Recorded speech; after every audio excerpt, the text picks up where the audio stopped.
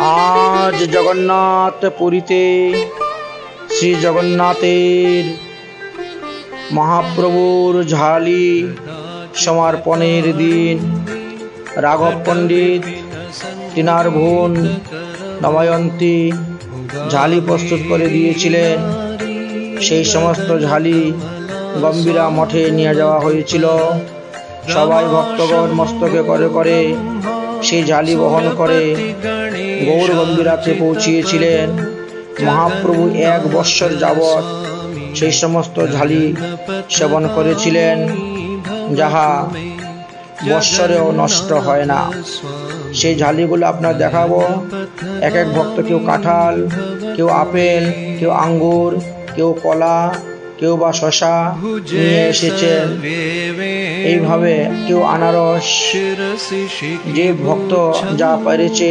তারপরে শাকসবজি, পটল, বেগুন, আলু, কাঁচকলা, টমেটো, লাল কাটা নৈটে শাক, এইভাবে অনেক এনেছেন। এদিকে রথের রং করা হচ্ছে, রথের কাজ শুরু হচ্ছে। যেহেতু কাল বাদ পরশু দিনই রথযাত্রা হবে, এই জন্য রথের কাজ শুরু হচ্ছে, সাজানো হচ্ছে এবং বিভিন্ন যে ডেকোরেশন করা হচ্ছে। ভক্তরা স্বইচ্ছাতে মহাপ্রভুর সেবার জন্য চাল, আলু, দক্ষিণা নিয়ে আসতেছেন, মন্দিরে দিচ্ছেন। সেই সমস্ত দ্রব্য রান্না হচ্ছে এবং মহাপ্রভুর ভোগ হচ্ছে। শ্রী জগন্নাথ দেবের ভোগ রাগ হচ্ছে। এটা জগন্নাথের ভোগ দেখানো হচ্ছে। জগন্নাথ দেব অন্নভোগ হয়েছে, 4টা পরশে আজকে ভোগ নিবেদন করা হয়েছে। অনেক ফল প্রসাদী আনারস এসেছে। তারপরে এখানে সেবা পূজা হচ্ছে, তারপরে আরতি কীর্তন হবে। ভোগ হয়ে গেছে, আমরা কীর্তনের জন্য অপেক্ষা করতেছি। কীর্তনী আসলে পরে সঙ্গে সঙ্গে আমাদের ভোগ আরতি শুরু হয়ে যাবে। তো যাই হোক, এই হলো আজকের ঝালি মহোৎসব সমর্পণ। এই ঝালি মহোৎসব আমরা রাঘবের ঝালি মহোৎসব সমর্পণ নামেই এটা জানি এবং পরিচিত, আমরা সবাই করে থাকেন। আসুন, আমরা সেই ঝালি দর্শন করা হচ্ছে এবং তৎসঙ্গে আরতি করা হচ্ছে। জয় রাধে, শ্রী রাধে, নিতাই গৌর, হরি বল। নয়ন পথগামী ভবতু মে, কৃপা পারাবার সজল জলদ শ্রেণী রুচিরো, রমাবাণী রাম স্ফুরদমল পঙ্কেরুহমুখ, सुरेन्द्रैराराध्य श्रुतिगणशिखा गीतचरितो, जगन्नाथ स्वामी नयनपथगामी भवतु मे। जगन्नाथ स्वामी नयनपथगामी भवतु मे। जगन्नाथ स्वामी नयनपथगामी भवतु मे। रथारूढो गच्छन् पथि मिलितभूदेवपटलैः, स्तुतिर्प्रादुर्भावं प्रतिपदमुपाकर्ण्य सदयः, दया सिन्धुर्बन्धु सकल जगतां सिन्धुसुतया, जगन्नाथ स्वामी नयनपथगामी भवतु मे। जगन्नाथ स्वामी नयनपथगामी भवतु मे। जगन्नाथ स्वामी नयनपथगामी भवतु मे। परब्रह्मा पीडकुवलयदलोत्फुल्लनयनो, निवासी नीलाग्रौ निहतचरणोऽनन्तशिरसि, रसानन्दो राधा सरसपुरालिङ्गनसुखो जगन्नाथ स्वामी नयनपथगामी भवतु मे जगन्नाथ स्वामी नयनपथगामी भवतु मे जगन्नाथ स्वामी नयनपथगामी भवतु मे न वै याचे राज्यं न च कनकमाणिक्यविभवम् न याचेऽहं रम्यां सकलजनकाम्यां वरवधूं सदा काले काले प्रमथपतिना गीतचरितो जगन्नाथ स्वामी नयनपथगामी भवतु मे जगन्नाथ स्वामी नयनपथगामी भवतु मे जगन्नाथ स्वामी नयनपथगामी भवतु मे हरत्वं संसारं द्रुततरमसारं सुरपते हरत्वं पापानां विततिमपरायादवपते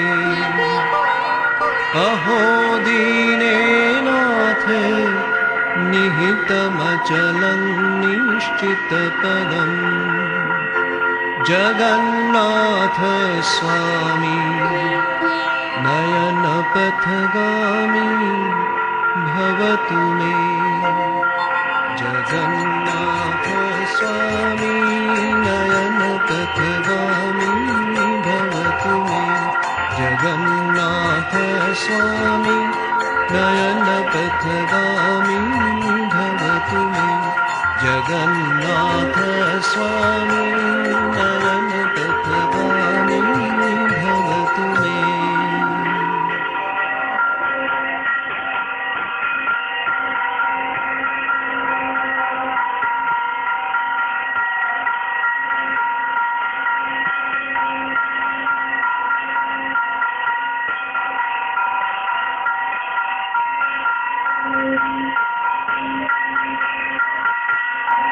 Hare Krishna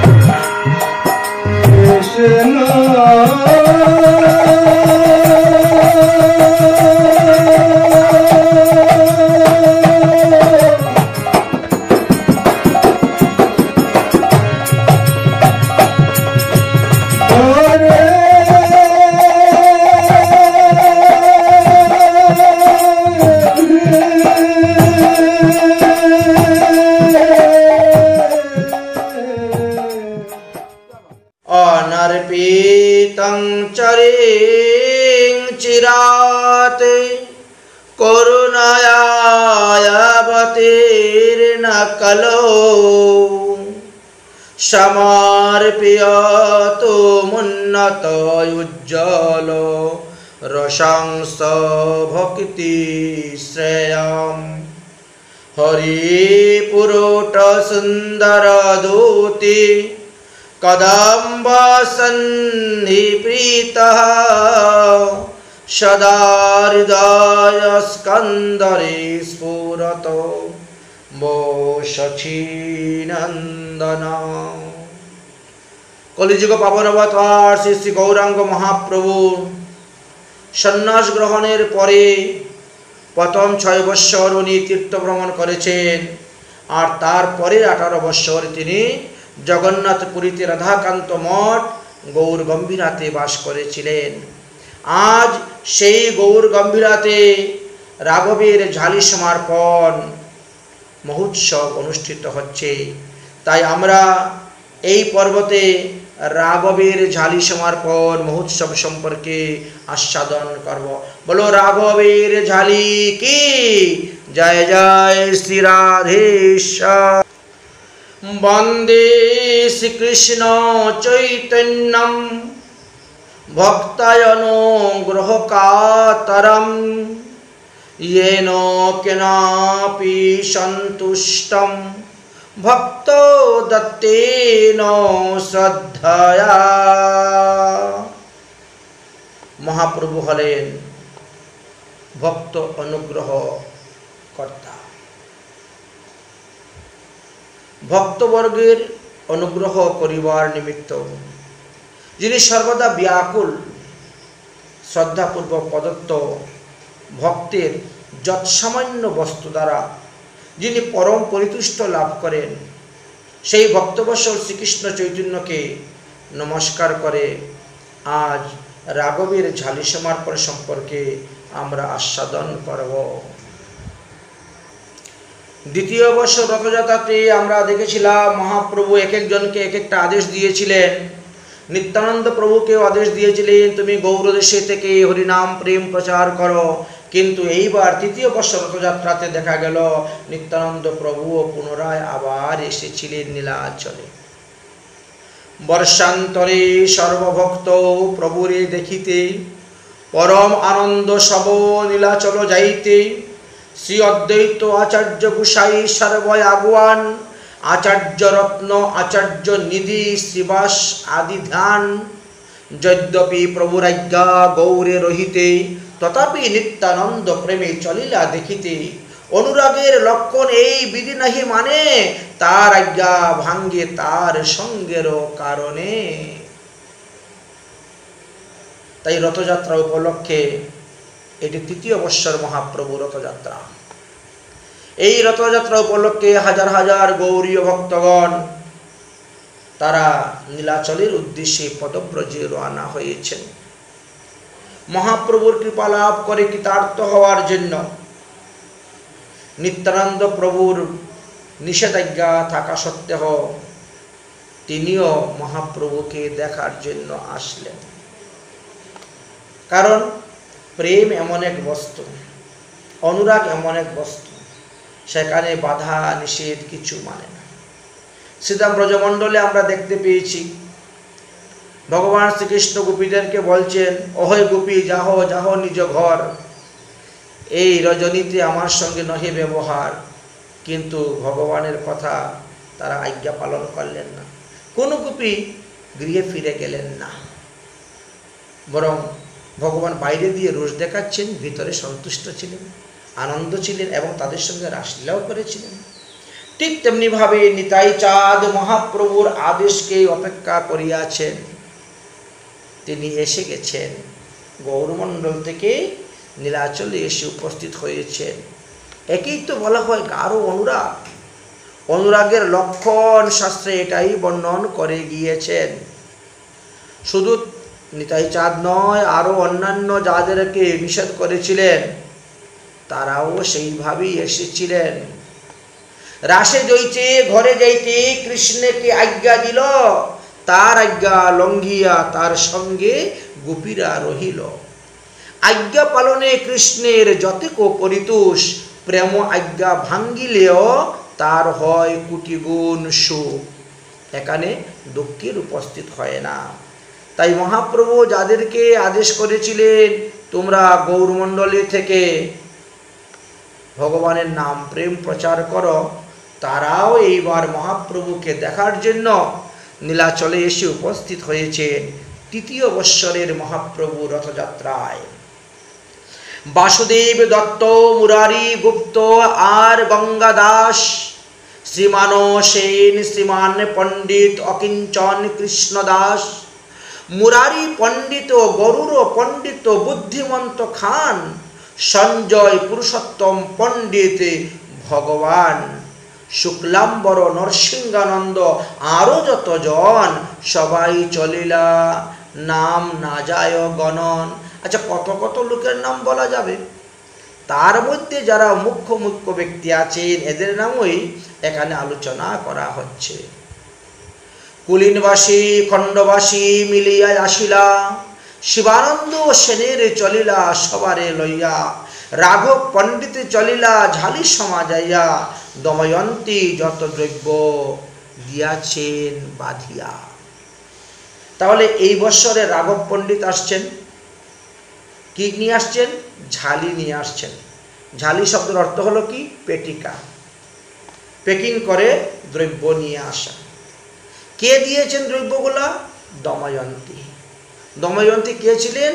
না, রাঘব পণ্ডিতের ভগ্নী, বোন ছিলেন। তিনি দিয়েছিলেন।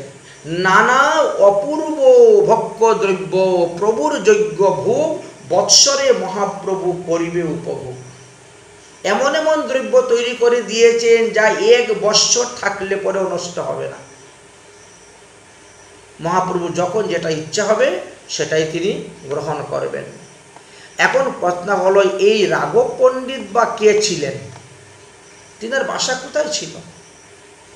আর এই দময়ন্তী বা কে ছিলেন? তিনার ভগিনী।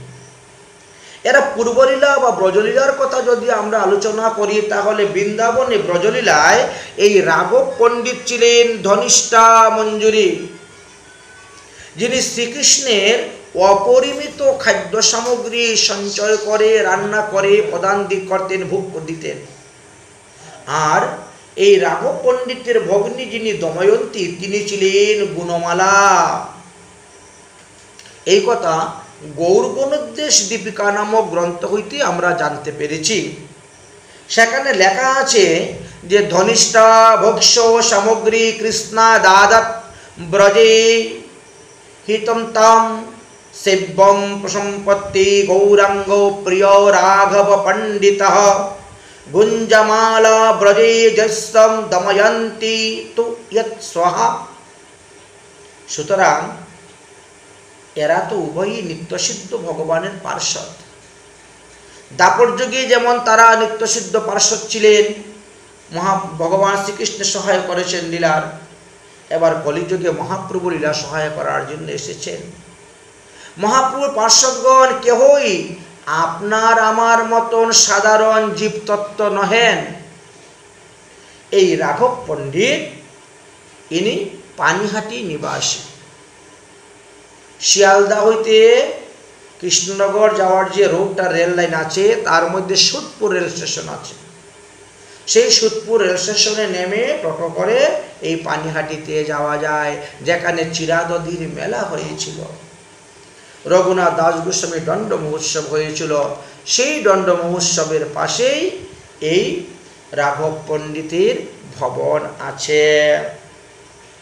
রাঘব পণ্ডিতের ঝালিতে করিয়া মহাপ্রভুর জন্য এমন এমন দ্রব্য নিয়ে যেতেন যেটা এক বৎসর পর্যন্ত মহাপ্রভু সেটা সেবা করতে পারতেন, এটা নষ্ট হতো না।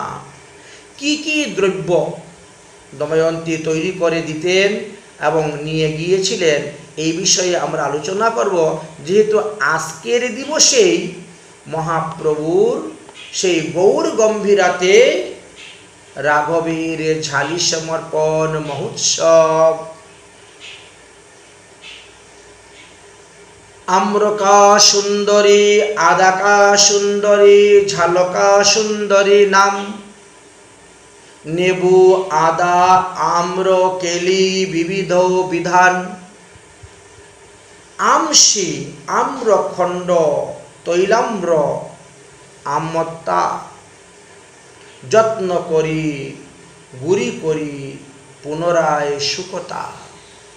সুকতা বলিয়া অবজ্ঞা না করিও চিত্তে, সুকতা যে সুখ প্রভুর তাহে নহে পঞ্চামৃতে। ভাবগ্রাহী মহাপ্রভু স্নেহমাত্র লয়, শুকতা পাতা কাসণ্ডিতে মহাসুখ হয়। বুদ্ধিমন্তী দময়ন্তী করে প্রভুর পায়, গুরু ভোজনের উদরে কবু আম হইয়া যায়। শুকতা খাইলে সেই আম হইবে নাশ, এই স্নেহ মনে ভাবি প্রভুর উল্লাস। কেন দময়ন্তী শুক্তা তৈরি করে দিচ্ছেন? না গুরুপাক দ্রব্য ভোজন করার পরে যদি মহাপ্রভুর পেটেতে আম হয়, তাহলে এই শুক্তার দ্বারা সেই আম নষ্ট হয়ে যাবে। তাহলে আম্রিকা সন্ধি ওটা কিভাবে তৈরি করতে হয়? শস্যা চূর্ণ করিয়া কাসন্ডি প্রস্তুত করতে হয়। কাসন্ডিতে আম দিয়ে ভিজিয়ে রাখলে সেটা আম্রকা সন্ধি প্রস্তুত করা হয়ে যায়। আদি কাসন্ডি, ওই কাসন্ডি প্রস্তুত করার পরে আদা ওর মধ্যে ভিজিয়ে রাখলেই আদি কাসন্ডি হয়ে যায়। ঝালি কাসন্ডি, হ্যাঁ, কাসন্ডিতে লঙ্কা মানে ঝাল দিয়ে ঝালিকা সুন্দরী তৈরি করা হতো। তার সঙ্গে লেবু দিতেন, বদরি ফল দিতেন, কুল বদরি ফল, এইভাবে দিয়ে বিভিন্নভাবে নানাভাবে প্রস্তুত করে লেবু, আদা, আম, কুল আচারের মতন আর কি। কোনো গ্রন্থেতে তার বিস্তারিত বর্ণন দেওয়া আছে। কিছু কিছু দ্রব্য তো প্রথমে আমানি করার পরে রুদ্রে শুকাইয়া চূর্ণ করতেন, চূর্ণ করে দিতেন। এমনকি শুক্তা পাতা, পুরাতন পাট পাতা পর্যন্ত দিতেন। মহাপ্রভু তো ভাবগ্রাহী। ভগবান তো বলেছেন, পত্রম পুষ্পং ফলম তোয়ম যে মে ভক্তে প্রয়শ্চতি। ভক্তের অল্প দ্রব্য ভক্তির সহিত যা অর্পণ করেন, প্রভু তা সাদরে গ্রহণ করেন। এখানেও তো তাই। যে প্রীতিপূর্ণ ভাবের সহিত দময়ন্তী এই সমস্ত দ্রব্য পাঠিয়েছিলেন, সেই সমস্ত দ্রব্য মহাপ্রভু সমস্ত বৎসরই সেবা করে গিয়েছেন। তিনি ভক্তের যেমন দেওয়া দ্রব্যটিকে দেখেন, তেমন ভক্তের ভাবটিকেও দেখেন। তাই ভক্তের স্নেহের দেওয়া দ্রব্য তিনার কাছে অনেক বেশি বলে মনে হয়। একটু একটু করে প্রতিদিন গ্রহণ করেন। দময়ন্তী যে প্রীতির সহিত শুক্তা পাতা, কাসন্ডি ইত্যাদি পাঠিয়েছিলেন, মহাপ্রভু তাহা সাদরে গ্রহণ করে পরমানন্দ লাভ করেছিলেন। তার কারণটি ছিল মহাপ্রভুর প্রতি দময়ন্তীর শুদ্ধ মাধুর্যময়ী প্রীতি ছিল। শ্রীধাম ব্রজমণ্ডলে কৃষ্ণের প্রতি ব্রজ পরিকরদের যেই রূপে প্রীতি ছিল, মহাপ্রভুর প্রতিও সেই রকম দময়ন্তীর প্রীতি ছিল। দময়ন্তীর মনের মধ্যে প্রভুর মধ্যে কোনো ঐশ্বর্য জ্ঞান ছিল না। প্রভু যে স্বয়ং ভগবান, এইরূপ ভাব দময়ন্তীর মনে স্থান পায় নাই। তিনি তো লীলা করার জন্য এসেছেন, নরতনু আশ্রয় করিয়া। লীলাশক্তির প্রভাবে দময়ন্তীর চিত্তে হইতে প্রভুর ভগবত্তা জ্ঞান দূরীভূত হয়ে গিয়েছিল। তাই তিনি মহাপ্রভুকে মনুষ্য বলিয়েই মনে করিতেন। কারণ মানুষ যেমন অতিরিক্ত ভোজন করলে অনেক সময় দেখা যায় পেট ফেঁপে যায়, অতিরিক্ত গুরুপাক দ্রব্য গ্রহণ করলে পরে পেটে আম জন্মে, এই জন্য দময়ন্তী শুক্তা তৈরি করে দিয়েছিলেন। শুক্তা খাইলে সেই আম নষ্ট হইয়া যায়। তাই দময়ন্তী মনে করিলেন, অনেকেই তো প্রীতির সহিত প্রভুকে নিমন্ত্রণ করায় আর জোর জবস্তি প্রভুকে সেবা আহার করায়। নিমন্ত্রণ রক্ষার অনুরোধে মহাপ্রভু কোনো সময় 5 জন, 7 জন, 10 জনের প্রসাদও তিনি পেয়ে নেন। ইহাতে প্রভুর পেটে আম জন্মিবার সম্ভাবনা আছে। তাই আমের প্রতিশোধ রূপে দময়ন্তী প্রভুর নিমিত্ত শুক্তা পাঠাইয়াছিলেন। দময়ন্তীর এই প্রীতির কথা ভাবিয়াই প্রভু বড় আনন্দ লাভ করিয়াছিলেন। বেশ ভালোই হয়েছে। আম মানে শ্লেষা জাতীয় বস্তু, আমাদের সবেরই সেটা হয়ে থাকে। তো এইভাবে প্রীতির সহিত এক এক বস্তু তৈরি করে এক এক ভক্ত এক এক প্রকার নিয়ে আসতেছেন। শুধু যে রাঘব পণ্ডিতের ঝালি ছিল এমনটা নয়, তাছাড়াও আমরা দেখতে পারি গৌরীয় বৈষ্ণবরাও আরও অনেক কিছু নিয়ে এসেছেন, যে যা পারে। গৌরিয়া সম্প্রদায় সব করেন কীর্তন, প্রভুর মিলিয়ে উঠে প্রেমের রন্ধন। আর কি কি দ্রব্য দিয়েছিলেন দময়ন্তী? আর কি কি দ্রব্য পাঠিয়েছিলেন? বললেন যে ধনিয়া মৌরি তণ্ডুল চূর্ণ করিয়া, লাড্ডু বান্ধিয়াছি চিনি পাক করিয়া, ষণ্ডিখণ্ড নাড়ু আর আমপিত্ত হর, পিতক পিতক বান্ধি বস্ত্রে কুথলি ভিতর। কুলি শুণ্ঠি, কুলি চূর্ণ, কুলি খণ্ড আর কত নাম লব শত প্রকার আচার। নারিকেলের খণ্ড, নারিকেলের লাড্ডু আর লাড্ডু, গঙ্গা জল, চিরস্থায়ী খণ্ড বিকার করিল সকল। চিরস্থায়ী ক্ষীরসার, মুন্ডাদি বিকার, অমৃত কর্পুল আদি অনেক প্রকার। শালিক কাচুটি ধন্য, ধানের আতপচিরা, ধানের আতপচিরা করি, নতুন বস্ত্রে বড় কুতুলি সব ভরি। কতক চিরা মুরুম করি ঘিয়েতে ভাজিয়া, চিনি পাকে লাড্ডু কইল কর্পুলাদি দিয়া। শৈলধানের তুণ্ডুল ভাজা চূর্ণ করি, ঘৃত সিক্ত চূর্ণ কইল চিনি পাক দিয়া। কর্পুল মিশ্রি এলাচ লবঙ্গ রসবাস, চূর্ণ দিয়া লাড্ডু কইল পরম সুবাস। শৈলধানের খই পুনর ঘিতেতে ভাজিয়া, চিনি পাকে মকরা কইল কর্পুল আদি দিয়ে। ফুটকালাই চূর্ণ করি ঘৃতেতে ভাজিয়া, চিনি পাকে কর্পুল আদি দিয়া লাড্ডু কইলা। কহিতে না জানি নাম এই জন্মেও যাহার, ওইছে নানা ভোগ্য দ্রব্য সহস্র প্রকার। রাঘবের আজ্ঞা আর করে দময়ন্তী, দুহার প্রভূতি স্নেহ পরম শকতি। গঙ্গা মৃত্তিকা আনি বস্ত্রেতে ছানিয়া, পাপড়ি করিয়া লইল গন্ধ দ্রব্য দিয়া। পাতার মৃত পাত্রে চন্দনাদি দিল ভরি, আর সব বস্ত্র ভরেন, আর সব বস্তু ভরেন বস্ত্রেরও কুতলি। কোন কোন বস্তু কিসের মধ্যে ভরে দিলে পরে সেটা ভালো থাকবে। সামান্য ঝালি হইলে দ্বিগুণ ঝালি করাইল, পরিপাটি করি সবে ঝালি ভরাইল। ঝালি বান্ধি মোহর দিল আগ্রহ করিয়া, তিন বুঝারি ঝালি বহে ক্রম করিয়া। তিনজনে বহন করে নিয়ে যাচ্ছেন সেই সমস্ত ঝালি, এত ঝালি তৈরি করে দিয়েছেন পেটে। সংক্ষেপে কহিল এই ঝালিক বিচার, রাঘবীর ঝালি বলি বিখ্যাত যাহার। ঝালির উপর মৌসিন মকরধ্বজ আর, প্রাণ রূপে ঝালি বান্ধে হইয়া তৎপর।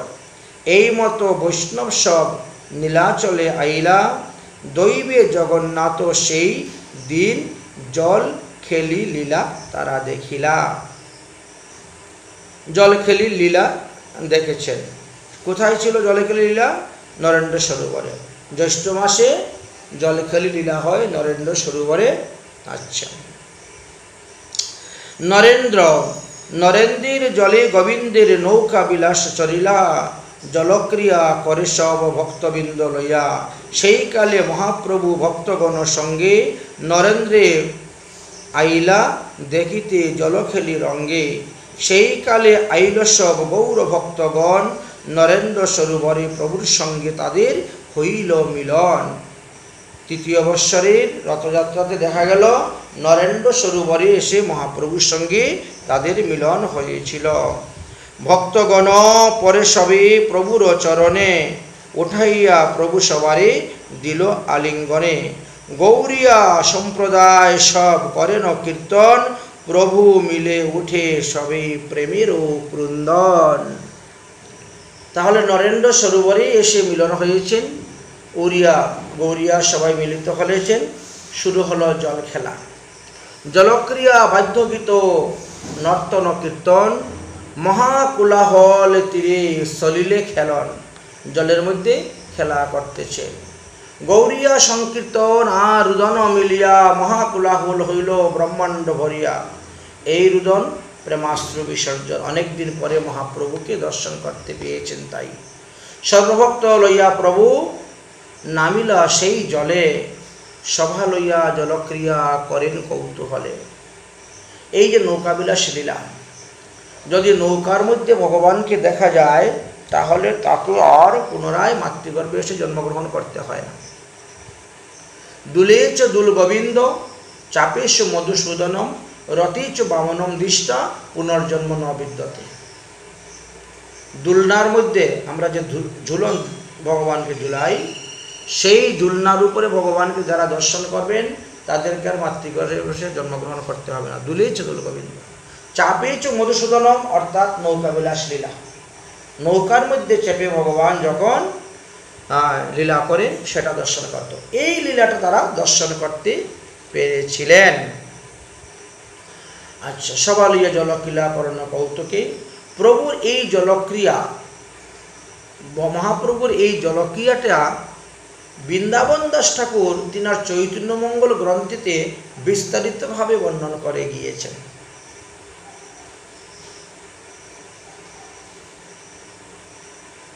বিস্তারিতভাবে বর্ণন করে গিয়েছেন। যাই হোক, জললীলা করি গোবিন্দ চলিলা আলয়, নিজগণ লইয়া প্রভু চলিলা দেবালয়।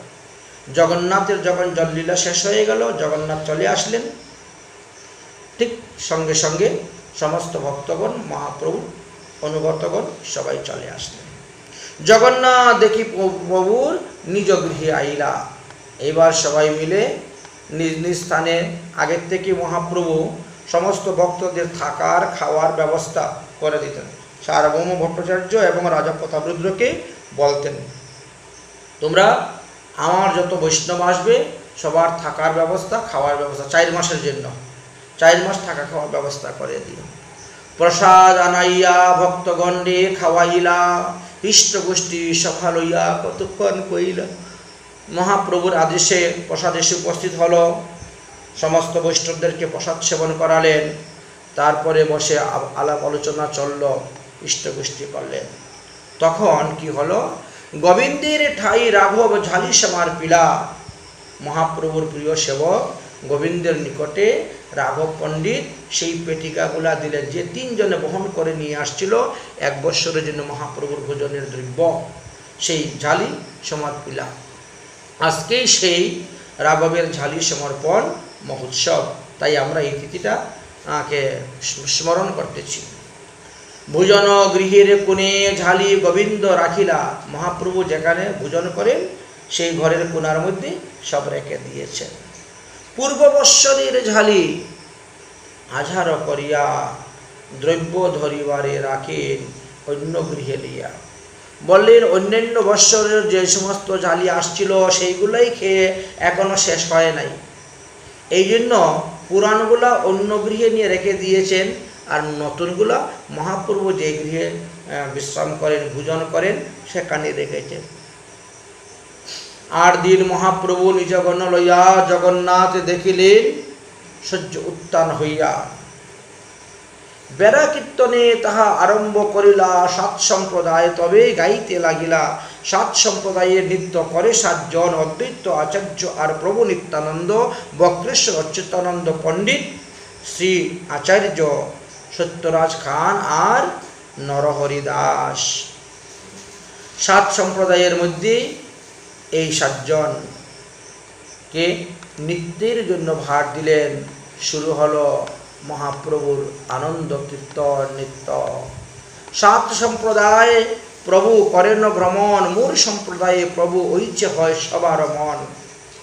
সংকীর্তন কোলাহলে আকাশ ভরিল, সব জগন্নাথবাসী সবাই দেখিতে লাগিল পুরীবাসী। রাজা আসি দূরে দেখে নিজ গণ লইয়া, রাজপত্নী সব দেখেন অট্টলিকায় চরিয়া। কীর্তন আটুপে পৃথিবী করে টলমল, হরিধ্বনি করে লোকে হইল কোলাহল। এই মতো কতক্ষণ করাইলা কীর্তন, আপনে নাচিতে তবু প্রভু হইল মন। এবার মহাপ্রভু নৃত্য আরম্ভ করলেন।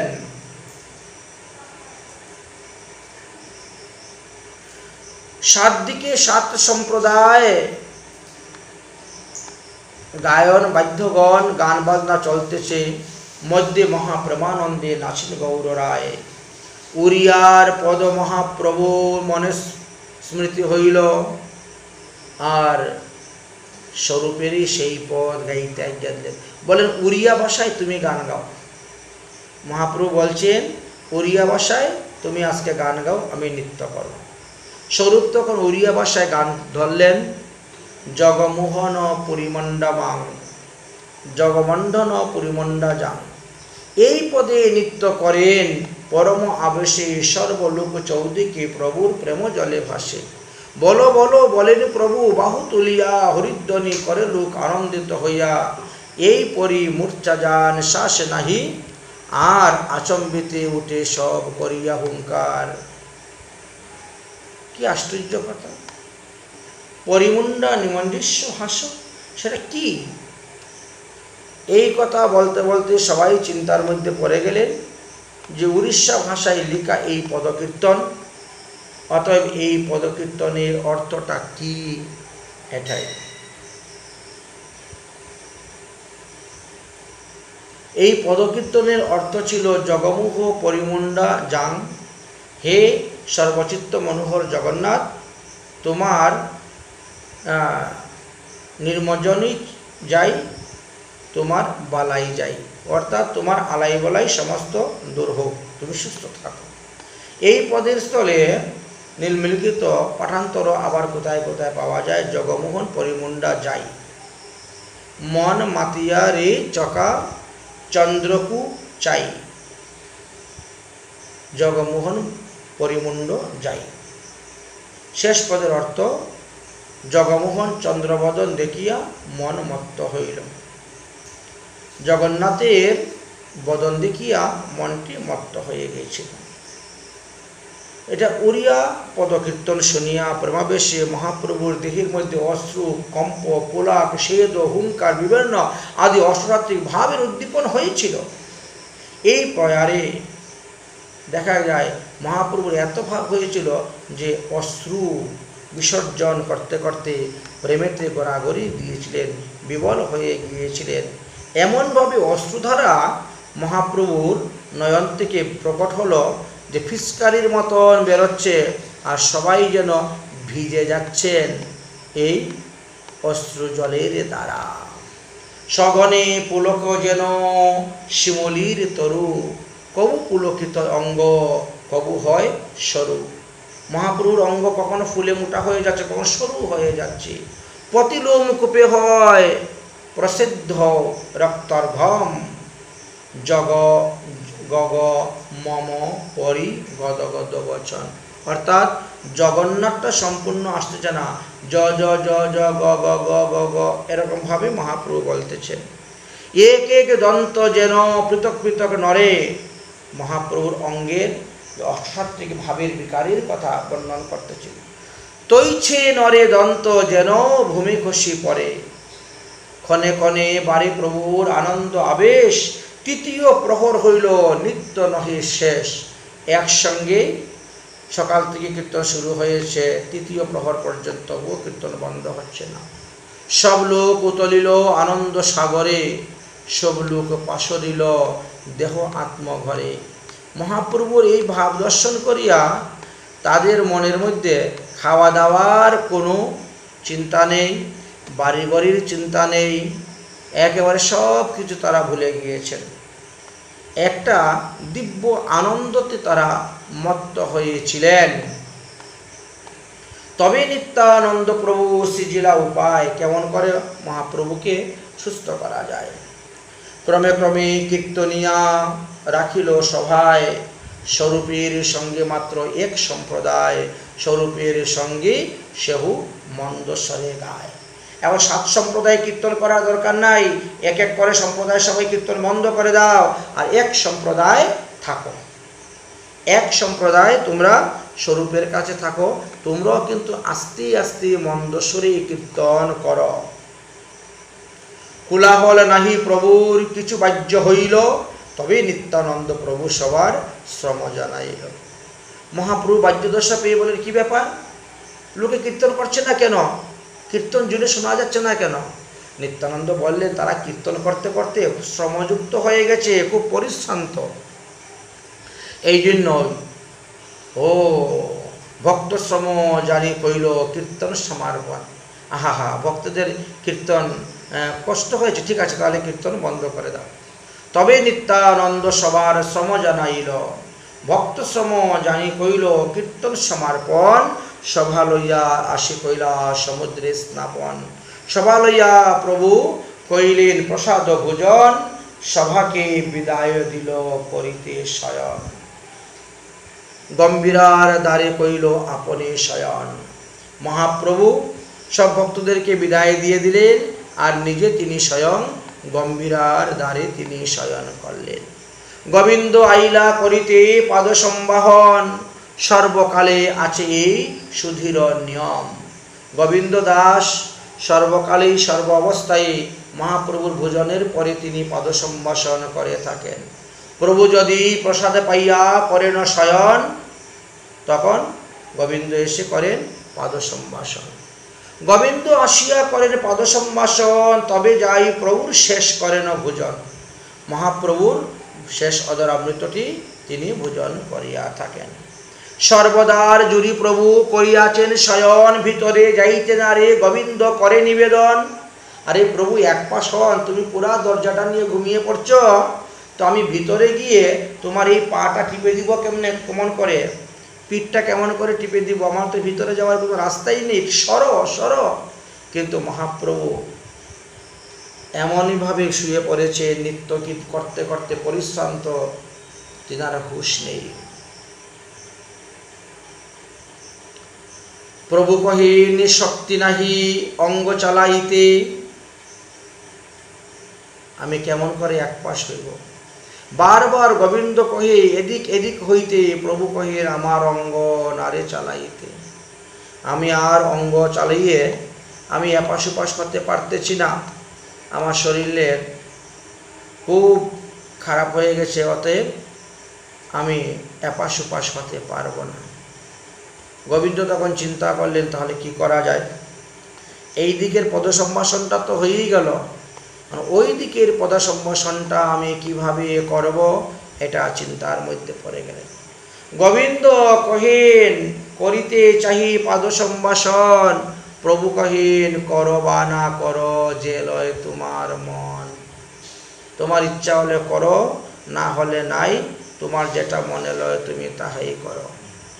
তবে গোবিন্দ মহাপ্রভুর উপরে বহির্বাস দিয়া ভিতর ঘরে গেলা, মহাপ্রভুর উপর দিয়া লাভ দিয়া লঙ্ঘন করিয়া মহাপ্রভুকে লঙ্ঘন করে চলে গেলেন। গিয়ে পাদ সম্ভাষণ করতে শুরু করে দিলেন। পাদ সম্ভাষণ কইল কটি পৃষ্ঠ চাপিয়া, কোমর, পিঠ, উরু, চরণ সব চেপে চেপে সম্ভাষণ করলেন।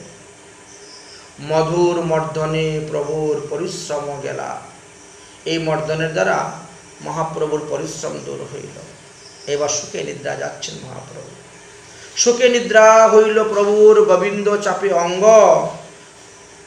দণ্ড দুই বহি প্রভুর নিদ্রা হইল ভঙ্গ। 48 মিনিট মহাপ্রভুর গাঢ় ঘুম হলো। তারপরে হঠাৎ করে একটু ঘুমটা ভেঙে গেল শীতল। মহাপ্রভু বলছে নাকি, গোবিন্দ তুমি এখনো ভিতরে বসে আছো, তুমি কখন কি প্রসাদ পাবে? গোবিন্দ দেখিয়া প্রভু বলে ক্রুদ্ধ হইয়া, অদ্যপি এতক্ষণ আছো বসিয়া, তুমি কখন খাওয়া দাওয়া করবে? নিদ্রা হইলে কেন নাহি গেলা প্রসাদ খাইতে? পাদ সম্ভাষণ করতে করতে আমার যখন ঘুম এসে গেল, তখন তো তুমি গিয়ে প্রসাদটা গ্রহণ করে নিতে, কিন্তু তুমি কেন প্রসাদ খেতে গেলে না?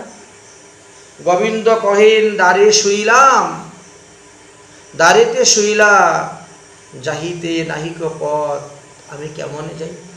তুমি তো এমনভাবে দরজার মধ্যে ঘুমিয়েছ, আমার বেরিয়ে যাওয়ার মতো কোনো রাস্তাই নাই, তো আমি যাবই বা কেমন করে, আর প্রসাদই বা পাবো কেমন করে? প্রভু কহে, ভিতরে তবে আইলা কেমনে? আমি যখন দরজায় ঘুমিয়েছিলাম, তো তুমি ভিতরে ঢুকলে কেমন করে? যেইভাবে তুমি ভিতরে ঢুকেছ, সেইভাবেই তুমি বেরিয়ে গিয়ে প্রসাদ খেতে। তৈছে কেনে প্রসাদ লইতে না কইলে গমনে?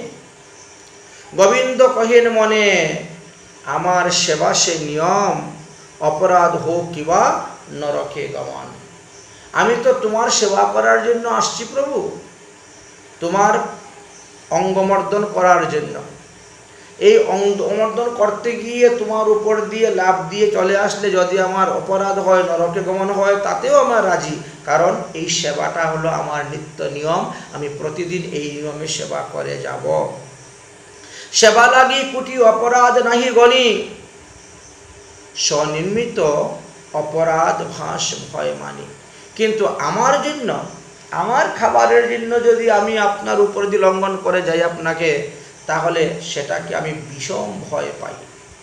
আপনার সেবার জন্য আমি এসেছি, এতে আমার কুটি অপরাধ হলেও ভয় নাই। এত সব মনে করি গোবিন্দ রহিলা, প্রভু যে পুছিলা তার উত্তর নাহি দিলা। প্রভু প্রত্যহ প্রভুর নিদ্রা আইলে যাও প্রসাদ লইতে, সেই দিবসে শ্রম জানি রহিলা চাপিতে। তুমি তো প্রতিদিন প্রসাদ খেতে যাও, কিন্তু আজকে কেন গেলে না, তার কারণটা কি আমাকে বলো।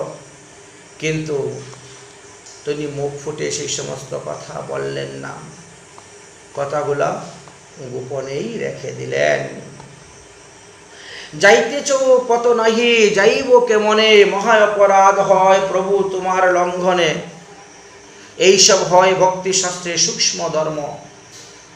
ভক্তিশাস্ত্রে প্রবেশ করলে পরে সূক্ষ্ম ধর্মের মধ্যে প্রবেশ করতে হবে। চৈতন্য কৃপায় জানে সেই সব মর্ম, সেই অনুরাগী ভক্তগণ যারা, তারাই এটা জানেন।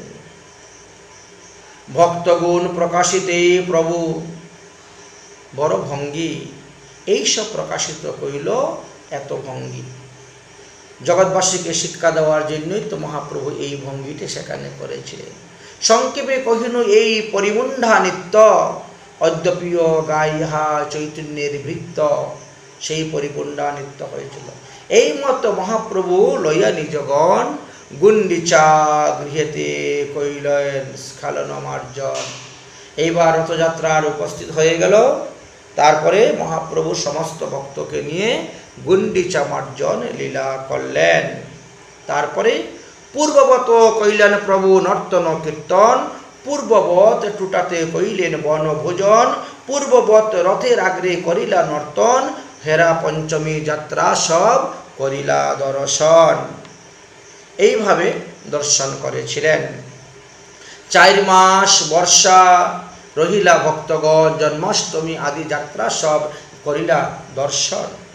পূর্বে যদি গৌরী হইতে ভক্তগণ আইলা, প্রভুরে কিছু খাওয়াইতে সবার ইচ্ছা হইল।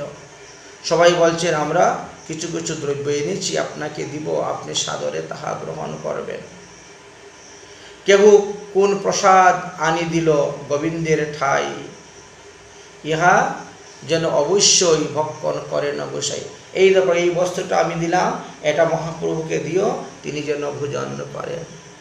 কেহ পেরা, কেহ লাড্ডু, কেহ পিঠা পানা, বহুমূল্য উত্তম প্রসাদ প্রকার যার নানা, বহু প্রকারের প্রসাদ দিচ্ছেন। কে কোনটা দিয়েছে সব নাম লিখে লিখে রাখছেন গোবিন্দ। মহাপ্রভু সেবার সময় বলছেন, এটা অমুকে দিয়েছে, এই প্রসাদটা গ্রহণ করুন। অমুকে দিয়েছে গোবিন্দ করে নিবেদন, ধরি রাখে বলি প্রভু না করেন ভক্ষণ। যতক্ষণ পর্যন্ত মহাপ্রভু ভক্ষণ করবেন না, ছাড়বে না। এটা অমুকে দিয়েছে, এটা ভোজন করতে হবে। ধরিতে ধরিতে ঘড়ির এক কোণ, শতজনের ভোগ্য যত হইল সঞ্চয়। এক এক ভক্ত এক এক দ্রব্য এনে দিচ্ছেন, ঘরের কোণা ভরে গিয়েছে। এইভাবে ঝালিয়ে এসে উপস্থিত হয়েছে মহাপ্রভুর। গোবিন্দেরই সবে পুজে করিয়া যতন, আমাদত্ত প্রসাদ প্রভু করিয়াছেন ভক্ষণ। আমি যে দ্রব্য এনে দিয়েছি সেটা কি মহাপ্রভু গ্রহণ করেছেন? আমার আনা দ্রব্যটা কি তুমি মহাপ্রভুকে দিয়েছ? এইভাবে সবাই জিজ্ঞেস করতে থাকেন। গোবিন্দ সবাইকে উত্তর দেন, কাহারে কিছু কহি গোবিন্দ করেন বঞ্চন, আর দিন প্রভু কহিন নির্বেদ বচন। না না, ওটা দিয়েছিলাম, পান নাই, আজকে পাবেন। এইভাবে বলেন। আচার্যাদি মহাশয় করিয়া যতন, তোমারে খাওয়াইতে বস্তু দে মূর স্থান। এইগুলা গ্রহণ করো, না করলে আমি লোককে কি উত্তর দিব? তুমি যে না খাও তাহা পুছে বারবার, কত বঞ্চনা করিব কেমতে আমারও নিস্তার। আমি আর কত মিথ্যে কথা বলবো মানুষের কাছে? অতএব মানুষের দেওয়া দ্রব্যগুলা তুমি গ্রহণ করো, তোমার ভক্তের দেওয়া দ্রব্য তুমি গ্রহণ করো। প্রভু কহেন আদিবশ্য দুঃখ কাহে মানে, কে কি দিয়াছে সব আনো এইখানে। আরে তোমার দুঃখর কি কারণটা কি? যাও, যে যা দিয়েছে সব নিয়ে আসো। আজকে আমি 100 জনের প্রসাদ একবারই ভোজন করব, যাও নিয়ে আসো। এত বলি মহাপ্রভু বসিলেন ভোজনে, নাম ধরি ধরি গোবিন্দ করেন নিবেদনে। আচার্যের এই পৈর পানা সুরপুরী, এই অমৃত গুটিকা মুন্ডা, এই কর্পুল পুরী, শ্রীবাস পণ্ডিতের এই অনেক প্রকার। কে কে দ্রব্য দিয়েছেন এক একজনের নাম বলে বলে সেই সমস্ত দ্রব্য মহাপ্রভুকে দিচ্ছেন। শ্রীবাস পণ্ডিতে কি এনেছেন? আরে পিঠাপানা, অমৃত গুটিকা, মুন্ডা, পদ্মচিনি, আর ঠিক আছে দাও, সেবা করলেন। আর কে এনেছে?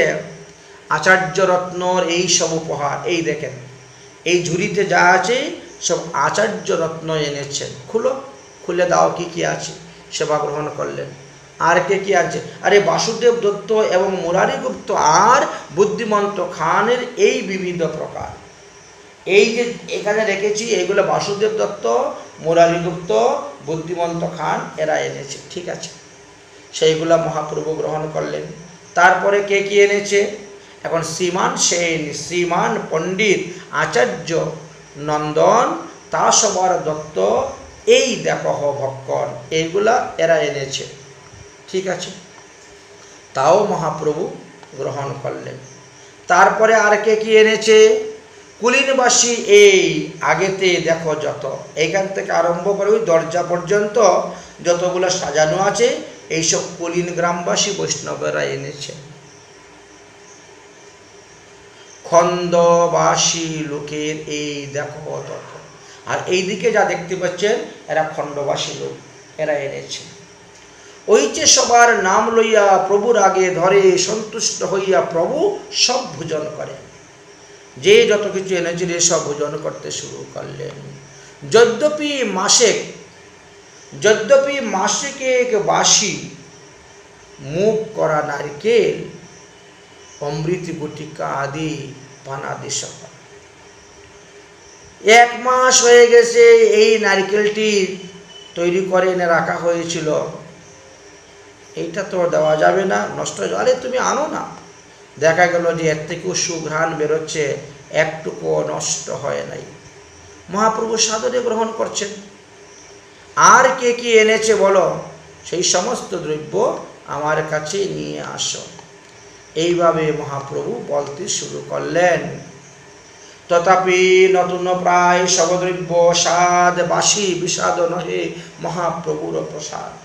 যে যা দ্রব্য এনেছে একটা দ্রব্য নষ্ট হয় নাই, বাসি হয় নাই, পচে নাই, গান্দা হয় নাই, দুর্গন্ধযুক্ত হয় নাই, সব উত্তম। প্রভু ভোজন করতেছে। শতজনের ভক্ষ প্রভু দণ্ডে খাইল। 24 মিনিটের মধ্যে 100 জন ভক্তির দেওয়া প্রসাদ তিনি গ্রহণ করলেন। তারপরে বলছেন আরো কিছু আছে, থাকলে দাও। আর যদি কোনো ভক্ত কিছু এনে থাকে, দিয়ে থাকে, সেটাও দাও। আরো কিছু আছে বলি গোবিন্দরে পুছিল। গোবিন্দ কহে নেবার রাঘবের ঝালি আছে মাত্র। এইবার রাঘবের ঝালি দিব। রাঘবের ঝালি মাত্র আছে। প্রভু কহেন আজি রহো। আচ্ছা, ঝালি যখন আছে তো ঝালিটা আজকে থাক, কারণ ওটা তো নষ্ট হওয়া দ্রব্য জিনিস নয়। 1 বৎসর থাকলেও এটা সেবা গ্রহণ করা যাবে। প্রভু কহে আজি রহো, তাহা দেখিব পাছে আর দিন প্রভু যদি নির্বৃত্তি ভোজনে বইসে। কারণ আজকে তো 100 জনের ভোজন করা হয়েই গেছে। এই জন্য মহাপ্রভু বললেন যে আজকে থাক, আজকে আর দরকার নাই, তবে আগামী কল্য বা অন্য দিন দেখা যাবে। ঠিক আছে। আর দিন প্রভু যদি ভোজনে বসিল, রাঘবের ঝালি কুলি সকলে দেখাইল। এই দেখেন রাঘবের ঝালি পেটিকাতে কি কি আনা হয়েছে। সব দ্রব্য কিছু কিছু উপভোগ করিলেন। প্রত্যেকটা দ্রব্য 3 জন লোকে বহন করে নিয়ে এসেছে কতগুলা। এখন চিন্তা করেন কত রকমের আচার, কত রকমের জিনিস ছিল।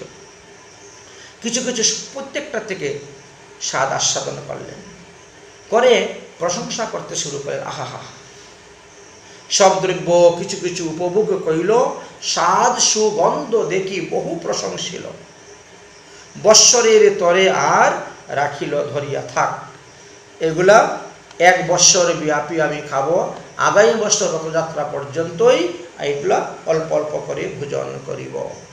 ভোজনের কালী স্বরূপে প্রবেশিলা কষাইয়া। কবুরাত্রিকালে কিছু করেন উপযোগ। ভক্তের শ্রদ্ধার দ্রব্য অবশ্য করেন উপভোগ। মহাপ্রভু কখনো সকালবেলা সেটা গ্রহণ করেন, কখনো দুপুরবেলা গ্রহণ করেন, কখনো রাত্রিবেলা গ্রহণ করেন। ভক্তের দেওয়া দ্রব্য যখন যেটা ইচ্ছা হয় সেটাই গ্রহণ করে যাচ্ছেন। কবুরাত্রিকালে কিছু করেন উপভোগ। ভক্তের শ্রদ্ধার দ্রব্য অবশ্যই করেন উপভোগ। ভক্তের দেওয়া দ্রব্য ভগবানই ভোগ, কিন্তু অভক্তের দ্রব্য প্রভু উলটিয়া নাহি খায় চায়, আর ভক্তের দ্রব্য মাগিয়া যাচিয়া খায়। এই মতো মহাপ্রভু ভক্তগণ সঙ্গে চতুর্মাস্য গাইলেন কৃষ্ণ কথা রঙ্গে। 4 মাসে কৃষ্ণ কথা রঙ্গে তিনি গাইলেন। মধ্যে মধ্যে আচার্যাদি করেন নিমন্ত্রণ। ঘরে ভাত রান্ধে আর বিবিধ ব্যঞ্জন। শাক 2 চারি আর শুকুতার ঝুল। এই সমস্ত আচার্য রান্না করে মহাপ্রভুকে নিমন্ত্রণ দেন, আজকে আমার এখানে সেবা গ্রহণ করতে হবে।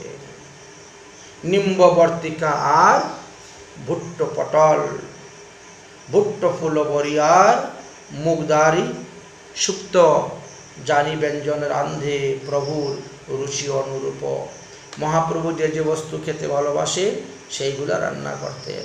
তাহলে নিম বেগুন রান্না করতেন, পটল পুস্তু রান্না করতেন, বাহ, ইত্যাদি দ্রব্য দেখা যাচ্ছে মহাপ্রভু রুচি। মরিচের ঝালে মধু আম্র আর আদা লবণ লেবু দুগ্ধ দধি খণ্ড সার। এইভাবে বিভিন্নভাবে দ্রব্য রান্না করতেন। জগন্নাথের প্রসাদ আনে করিয়া মিশ্রণ। কাহা একা কাহেন কাহা গণের সহন। তার সঙ্গে আবার জগন্নাথের মহাপ্রসাদ মিশ্রণ করেন। কখনো মহাপ্রভু একা গ্রহণ করেন, কখনো ভক্তগণ সঙ্গে নিয়েও তিনি গ্রহণ করেন। আচার্য রত্ন, আচার্য নীতি, নন্দন রাঘব, শ্রীবাস পণ্ডিত, যত ভক্ত বিপ্র সব। ব্রাহ্মণ পরিবারের বিপ্র পরিবারের যত ভক্তগণ ছিলেন সবার বাড়িতে গিয়ে মহাপ্রভু নিমন্ত্রণ গ্রহণ করতেন। এইমাত্র নিমন্ত্রণ করে যত্ন করিয়া বাসুদেব, গদাধর দাস, গুপ্ত মুরারি, কুলীনবাসী খণ্ডবাসী আর যতজন জগন্নাথের প্রসাদানি করেন নিমন্ত্রণ। প্রভু আজকে আমার এখানে প্রসাদ পাবেন, তবে আমি রান্নাবান্না করি নাই, জগন্নাথ মন্দির থেকে প্রসাদ নিয়ে এসেছি, সেটাই পাবেন। ঠিক আছে। শিবানন্দ সেনের শুনো নিমন্ত্রণ আখ্যান। শিবানন্দ সেনও মহাপ্রভুকে নিমন্ত্রণ করে নিয়ে যেতেন, প্রসাদ পাওয়াতেন। শিবানন্দ সেনের বড় পুত্রের নাম কি ছিল? চৈতন্য দাস নাম। প্রভুকে মিলাইতে তারে সঙ্গেতে আনিল। মিলাইলে প্রভু তার নাম পুছিল চৈতন্য দাস নাম শুনি কহেন গৌর রায়, কিবা নাম ধরিয়াছ বুঝনো না যায়। এ কি, তোমার ছেলের নাম চৈতন্য দাস রাখলে কেন? জিজ্ঞাসা করতেছেন। তখন সেন শিবানন্দ চুপ হয়ে পড়ে গেলেন। তো এইভাবে দেখা গেল এক একজনের এক এক প্রকার লীলা করেছেন ভক্তের সঙ্গে। সেন কহিন যে জানিল সেই তো ধরিল, এত বলি মহাপ্রভুর নিমন্ত্রণ করিল। ঠিক আছে প্রভু, আগামী করল আমার এখানে গিয়ে আপনি প্রসাদ পাবেন, জগন্নাথের মহাপ্রসাদ নিয়ে যাব আমি। জগন্নাথের প্রসাদ বহুমূল্য আনাইলা, ভক্তগণ লইয়া প্রভু ভোজনে বসিলা। শিবানন্দ সেনের গৌরবে প্রভু করিল ভোজন, অতি গুরু ভোজন প্রভুর প্রসন্ন নহে মন। আর দিন চৈতন্য দাস কইল নিমন্ত্রণ, প্রভুর আবিষ্ট ভোজি আনিল ব্যঞ্জন। মহাপ্রভু যে যে বস্তু খেতে ভালোবাসেন সেই সেই বস্তু তৈরি করছেন। দধি লেবু আদা আর করমেঘা নুন সামগ্রী দেখিয়া প্রভুর প্রফুল্ল হইল মন। প্রভু কহেন এই বালক আমার মতন জানে, সন্তুষ্ট হইলাম আমি ইহার নিমন্ত্রণে। এত বলি দধিবাত করিল ভোজন, চৈতন্য দাসরে দিলেন উচিষ্ট ভোজন। মহাপ্রভু নিজে ভোজন করার পরে সেন শিবানন্দের পুত্র চৈতন্য দাসকেও মহাপ্রভু তার অজরামৃত দিয়েছিলেন। 4 মাস এই মতো নিমন্ত্রণ যায়, কোনো কোনো বৈষ্ণবের দিন নাহি পায়। মানে এমনভাবেই নিমন্ত্রণের দিন হচ্ছে যে অন্যরা আর সেখানে সুযোগই পাচ্ছে না, আমার বাড়িতে নিয়ে ভোজন করাইব, এরকম সুযোগই পাচ্ছেন না। আগের থেকে লিস্ট তৈরি হয়ে আছে কোন কোন দিন কার কার বাড়ি মহাপ্রভু ভোজন করবেন। গদাধর পণ্ডিত ভট্টাচার্য সার্বভৌম, ইহা সবার আগে ভিক্ষা আদির নিয়ম। এই কয়েকজনের তো নিমন্ত্রণ মহাপ্রভুকে রক্ষা করতেই হবে। গদাধর পণ্ডিত, সার্বভৌম ভট্টাচার্য, এদের নিমন্ত্রণ ফিরানো যাবে না। গোপীনাথ আচার্য, জগদানন্দ আর কাশীশ্বর, ভগবান রামভদ্র আচার্য, শঙ্কর বক্রেশ্বর মধ্যে মধ্যে ঘরবাতি করেন নিমন্ত্রণ। তারা গৃহের নিজ গৃহে রান্না করিয়াও মহাপ্রভুকে নিমন্ত্রণ দেন প্রসাদ পাওয়ার জন্য। অন্যের প্রসাদ নিমন্ত্রণে লাগে 22 পণ, প্রথমে আছিল নির্বন্ধ 24 পণ। তখনকার দিনের হিসাব 1 পণ 2 পণ, সেইভাবে পয়সা খরচ হইতো বৈশ্যসভা দিতে। রামচন্দ্র পুরীর ভয়ে ঘাটাইলা নিমন্ত্রণ, 4 মাস রহি গৌর ভক্ত বিদায় দিলা, নীলাচলের সঙ্গী ভক্ত সঙ্গেতে রহিলা। 4 মাস অবস্থান করার পরে সব ভক্তদেরকে বললেন, আগামী বৎসর তোমরা আসবে না, আগামী বৎসর আমি শ্রীধাম বৃন্দাবন দর্শন করার জন্য যাব। এইবার তোমাদের সঙ্গে দেখা হলো, সাক্ষাৎ হলো, ঠিক আছে। ভক্তদত্ত বস্তু জয়চে করেন আস্বাদন, এই মতন করিল প্রভুর ভিক্ষার নিমন্ত্রণ। তাই মহাপ্রভু সবের দ্রব্য আস্বাদন করেছিলেন। তারই মধ্যে রাঘবের ঝালির বিবরণ, তারই মধ্যে পরিমুন্ডা নিত্যর কথন। শ্রদ্ধা করি শুনে যে চৈতন্য চরিত্র, চৈতন্য চরণে প্রেম হয় উপজিত। শুনিলে অমৃতময় জুড়ায় কর্ণমন, সেই ভাগ্যবান যেই করেন আস্বাদন। আমরা সেই রাঘব পণ্ডিতের ঝালি সমর্পণের কথা আস্বাদন করলাম। প্রভু কহেন ইচ্ছা হইল যাইতে বৃন্দাবন, শুনিয়া প্রতাপরুদ্র হইলা বিমন। সার্বভৌম রামানন্দ আনি 2 জন, দুহাকে করেন রাজা বিনয় বচন। মহাপ্রভু বলছেন বৃন্দাবনে যাবেন, তোমরা একটু বুঝাও না, বলো না আরও কিছুদিন থাকার জন্য, বৃন্দাবন তো পরেও যেতে পারবেন। এই জন্য সার্বভৌম ভট্টাচার্য রায় রামানন্দকে রাজা প্রতাপরুদ্র ধরলেন। আমার কথা তো শুনবেন না, তবে আপনাদের কথা ফেলতেও পারবেন না, অতএব যান, আপনারা গিয়ে বোঝান। নীলাদ্রি ছাড়ি প্রভুর মন অন্য যাইতে, তোমরা করহ যত্ন ইহারে রাখিতে। মহাপ্রভুর ইচ্ছা হচ্ছে নীলাচল ত্যাগ করে অন্যত্র চলে যেতে, অতএব যেন তেন প্রকারে নে তোমরা মহাপ্রভুকে একানি রাখো, যেতে দিও না। তাহা বিনা এই রাজ্য মোর নাহি ভাই। যদি মহাপ্রভু আমার উড়িষ্যাতে না থাকেন, আমার জগন্নাথ পুরীতে না থাকেন, তাহলে আমার এই উৎকল রাজ্যই বেকার, এই উড়িষ্যা রাজ্য আমার দরকার নেই। গোসাই রাখিতে কহ নানান উপায়। উনি থাকলে আমি রাজত্ব করব, উনি না থাকলে আমিও রাজ্য ত্যাগ করে চলে যাব। অতঃপর একদিন সার্বভৌম ভট্টাচার্য রায় রামানন্দ মহাপ্রভুর নিকটে দণ্ডবত প্রণাম করে বললেন, প্রভু, আগামী বৎসরে রথযাত্রা দর্শন করার পর কার্তিক মাসে আপনি যাত্রা করবেন, তখন শীতের সময় আছে, ওই সময়ই গেলে পরেই ভালো হবে। রামানন্দ বললেন, কার্তিক মাসে বহু শীত, অতএব দোল পূর্ণিমার পরে যাত্রা করাটা উত্তম হইবে। এইভাবে দিন ধার্য করতে থাকলেন এবং বললেন যে আগামী বৎসরও রথযাত্রা হোক, অর্থাৎ চতুর্থ রথযাত্রার পর মহাপ্রভুকে যাওয়ার কথা বলা হচ্ছে। যদ্যপি স্বতন্ত্র প্রভু নহে নিবারণ, ভগবান তো যা ইচ্ছা করেন তাই করতে পারেন, ওনাকে কেউ বাধা দিতে পারে না, কিন্তু ভক্ত ইচ্ছা বিনা প্রভুর না করেন গমন। দেখালেন যে ভক্তের অধীন ভগবান, ভক্তরা যাহা ইচ্ছা করেন তাহাই হইয়া থাকে, ইহার ব্যতীত অন্য কিছু হয় না। ভক্তের ইচ্ছা ভগবান পূরণ করিয়া থাকেন। ওই বৎসর ভক্তগণ নিজ নিজ স্ত্রীপুত্র সকলকে নিয়ে বললেন যে তোমরা আবার নীলাচলে আসিও। এদিকে কি হয়েছে, সত্যরাজ খান মহাপ্রভুর চরণে পড়লেন, প্রভু, আপনি যেভাবে বৈষ্ণব সেবার কথা বলেছিলেন আমি তো সেইভাবেই বৈষ্ণব সেবা করেছি, কিন্তু ইহাতে আমি যতটুকু আশা করেছিলাম প্রেম ভক্তি লাভ করব, সেই প্রকারের প্রেম ভক্তি লাভ তো আমার হয় নাই। অতএব আপনি কৃপা করে বলুন আর কি করলে পরে আমি তাড়াতাড়ি প্রেম ভক্তি লাভ করতে পারব, এই কথাটা আপনি আমাকে বলুন। মহাপ্রভুর আদেশের অপেক্ষায় রইলেন সত্যরাজ খান।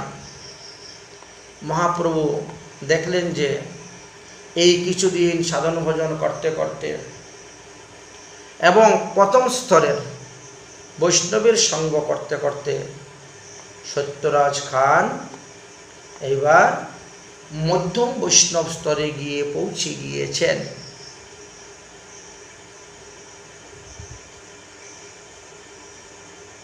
কিন্তু এখনো তিনি কৃষ্ণপ্রেম প্রাপ্ত হন নাই। তাই মহাপ্রভু হেসে হেসে বললেন,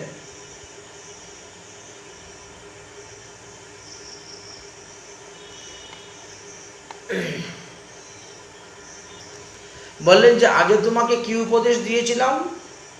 বলে আপনি তো বলেছিলেন যার মুখে একবার শুনিবে কৃষ্ণ নাম সেই বৈষ্ণব করি তাহারে করিবে সম্মান।